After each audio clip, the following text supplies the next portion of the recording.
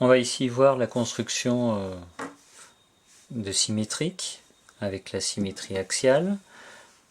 On va donc considérer un axe, une droite. Je place un point A de ce côté-là et je veux trouver la position de son symétrique de l'autre côté. Alors, si on se rappelle un petit peu ce que l'on a vu au niveau de la symétrie axiale, imaginons que je place l'image de mon point A ici, je vais simplement l'appeler A'. Qu'est-ce qui justifie ici que je me sois trompé? Quelque chose d'assez simple, et vous allez rapidement vous en souvenir. Si je relie le point A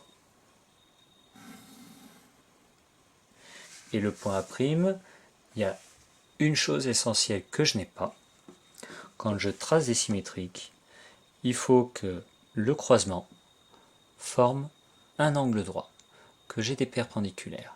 Ici, je n'ai pas de perpendiculaire, donc on ne peut pas parler de symétrique. Si je fais un deuxième essai, imaginons que je mette mon point A' ici, afin de vérifier ma construction. Je vais relier le point A avec le point A'. Ici, on pourrait se dire, bon, c'est pas parfait, mais on pourrait considérer qu'on a quasiment un angle droit, et pour autant, on peut affirmer que c'est faux. Même si mon angle droit pourrait être juste, mon symétrique n'est pas juste. Pourquoi?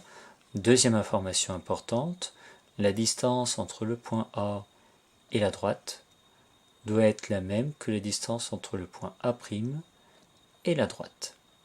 Il va donc falloir, pour tracer le symétrique correctement, respecter ces deux conditions. Le fait d'avoir un angle droit, une perpendiculaire, et d'avoir des distances égales. Donc là maintenant, j'ai entamé la réelle construction de mon symétrique. Et si vous avez compris mes petites explications, mes petits rappels du début, vous avez compris à peu près comment je vais procéder.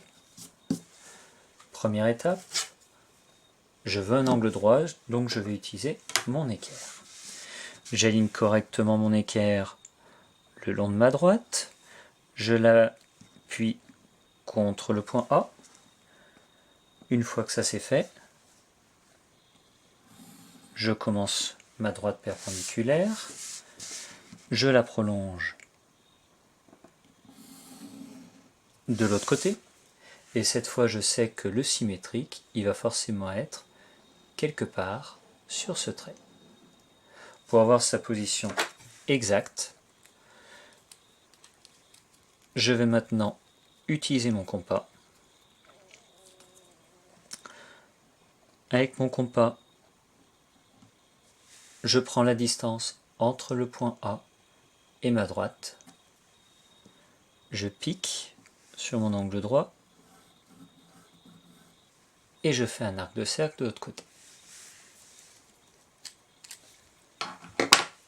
Et je peux donc appeler ce point-là A'. Ici, c'est la première méthode de construction qui utilise l'équerre et le compas.